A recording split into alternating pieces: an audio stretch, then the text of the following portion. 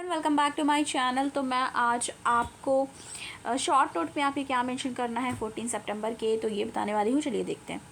पहला है हमारा पेटेंट एक्ट से रिलेटेड। ठीक है, पेटेंट एक्ट से रिलेटेड आया था आज, तो उसमें पहले देख लेंगे कुछ सेक्शंस हैं। जैसे सेक्शन 9(1), सेक्शन 9 सब क्लॉज 1 क्या कहता है, complete specification with in 1 year, कि 1 ईयर के अंदर स्पेसिफिकेशन कंप्लीट करने की बात करता है।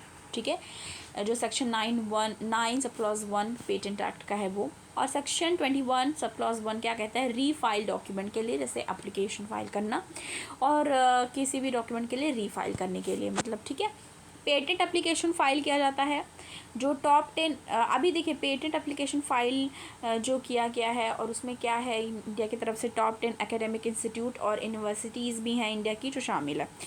अभी ये जो पेटेंट एक्ट या ये जो प्रोसीजर है वो बढ़ गया है मोर देन 2 टाइम्स। ठीक है, अब दूसरा हमारा न्यूज़ है ड्राफ्ट इंडियन पोर्ट बिल से रिलेटेड, जो कि आज न्यूज़ में आया है।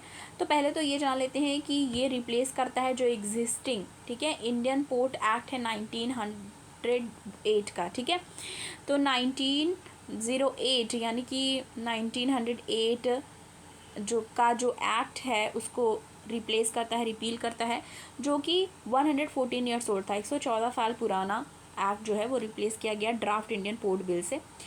और यूनियन जो गवर्नमेंट है, ठीक है, यूनियन गवर्नमेंट अलाउ कर दी है कि फॉरेन डायरेक्ट इन्वेस्टमेंट करना अप टू 100%। ठीक है, तो पोर्ट से रिलेटेड आया है तो हमें जानना भी है पोर्ट के बारे में। तो मेजर पोर्ट होते हैं, माइनर पोर्ट होते हैं, 2 तरह के पोर्ट्स होते हैं। मेजर पोर्ट्स में 12 पोर्ट्स मेजर पोर्ट्स हैं और 200 नॉन मेजर पोर्ट्स हैं जिनको माइनर पोर्ट्स कहा जाता है। जो 12 मेजर पोर्ट्स हैं वो मेजर पोर्ट ट्रस्ट एक्ट 1963 के तहत गवर्न किए जाते हैं। ठीक है, और सेंट्रल गवर्नमेंट जो है इसके जो भी चीज़ें हैं वो सेंट्रल गवर्नमेंट के अंदर आती है। जो नॉन मेजर पोर्ट्स हैं, माइनर पोर्ट्स हैं, वो गवर्न किए जाते हैं इंडियन पोर्ट एक्ट 1908। ठीक है, वो मेजर पोर्ट ट्रस्ट एक्ट 1963 है और ये इंडियन पोर्ट एक्ट 1908। और ये इसमें स्टेट गवर्नमेंट होती है, ठीक है, रिस्पॉन्सिबल अथॉरिटी। और ठीक है, ये जान गए हम।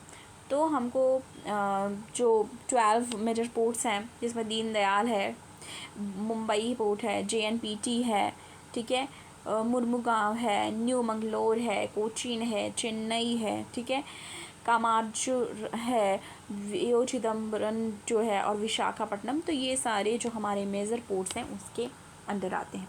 अब देखिए, उसी के अंदर इंटरनेशनल ऑब्लिगेशंस की बात करी गई है। तो इसमें 3 की बात की गई है, जिसमें ISPS है, ठीक है, मारपोल है, ठीक है, और एक और है। तो मैं बताती हूँ क्या क्या है। International ship and port facility security code है 2004 का, वो आता है इंटरनेशनल ऑब्लिगेशन के अंडर में। International convention for prevention of the pollution from ship, मारपोल 1973, ये आता है।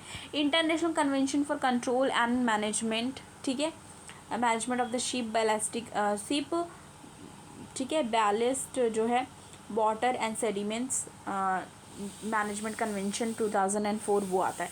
अब सेक्शन 54 जो है मेजर पोर्ट अथॉरिटी एक्ट का 2021 का, वो क्या कहता है, वो एक जो एडजुडिकेट करता है, ठीक है, एडजुडिकेटरी बोर्ड होता है, ऐसा बता रहे हैं।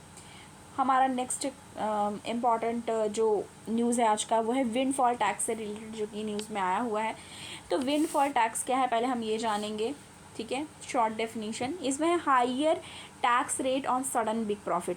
मतलब ये कोई भी कंपनी है और कोई भी इंडस्ट्री है, ठीक है, अचानक से जो है हाईएस्ट प्रॉफिट देखने को मिलता है, higher tax rate on sudden big profit.